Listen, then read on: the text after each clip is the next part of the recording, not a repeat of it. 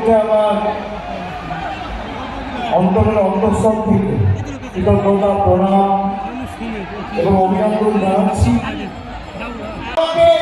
আমার পরিবারে এমনকি আমার বয়স্ক মা বাবাকে ছাড়েনি। মহুয়া মৈত্র বাড়িতে সিবিআই গিয়ে রেড করেছে, ইডি নোটিশ পাঠিয়েছে, আর তাদেরকে ক্যামেরায় টাকা নিতে দেখা গিয়েছে তারা এখন বিজেপির সাংসদ, বিজেপির বড় বড় নেতা। এই বিচারিতার বিরুদ্ধে আমাদের জবাব দিতে হবে। প্রধানমন্ত্রী যাকে প্রার্থী করেছেন, আপনি দেখুন কৃষ্ণনগরে কোন লোক তাকে চেনে না, তিনি নিজের পরিচয় দেন রাজমাতা হিসেবে।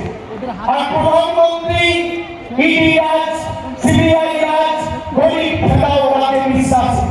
তারা যদি যেতে মানুষের যন্ত্রণা, মানুষের শোষণ আরো বাড়বে, গরিবের উপর অত্যাচার আরো বাড়বে।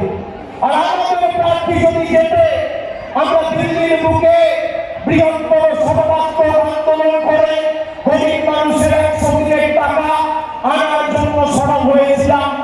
আমাদের মহিলারা পেয়েছেন আগামী 13 মে একটা ঐতিহাসিক।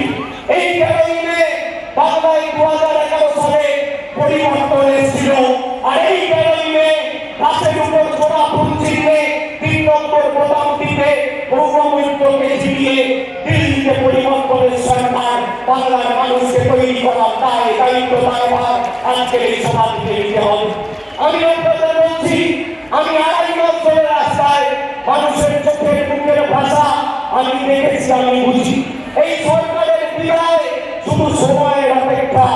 4 তারিখ ভোট বাক্স খুলবে, আপনি দেখবেন পদ্মফুলের নেতারা, বহিরাগত বাংলা বিরোধীরা চোখে পদ্মফুলের জায়গায় সর্ষে ফুল দেখবে।